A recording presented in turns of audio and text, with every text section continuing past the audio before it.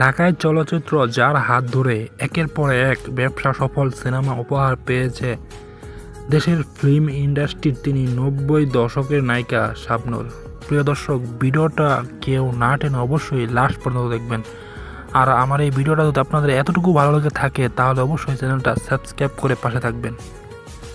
বাংলাদেশের চলচ্চিত্রে নতুন উন্মাদনা তৈরি করেছিলেন শাবনূর সালমান শাহ জুটি। তারপর রিয়াজ শাবনূর জুটি উপহার দেন বেশ কিছু হিট সিনেমা। তার মধ্যে রয়েছে চাওয়া থেকে পাওয়া এবং চাঁদনি। বেশ কিছু সিনেমা উপহার দিয়েছেন দর্শকদের। বাংলাদেশের সিনেমা ইন্ডাস্ট্রির অন্যতম জনপ্রিয় অভিনেত্রী শাবনূর।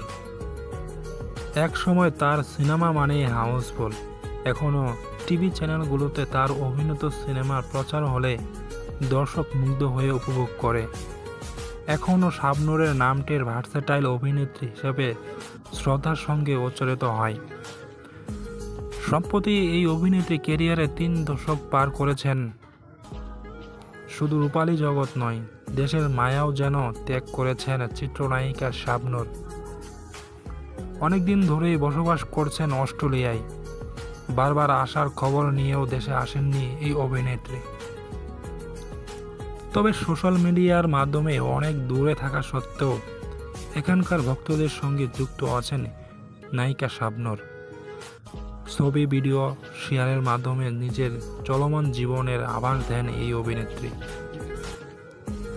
এই ধারাবাহিকতা সম্প্রতি ফেসবুকে 3টি ছবি পোস্ট করেছেন চলচ্চিত্র নায়িকা শাবনূর, যেখানে তাকে জলপাই রঙের উপর সাদা ফুলের প্রিন্ট করা একটি পোশাকে দেখা দিয়েছে।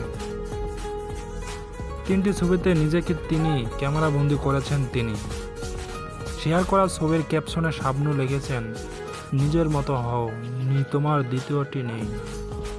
আর এই ছবি প্রকাশের পরপরই তার ভক্ত অনুরাগীদের মনে মিশ্র প্রতিক্রিয়া দেখা দিয়েছে।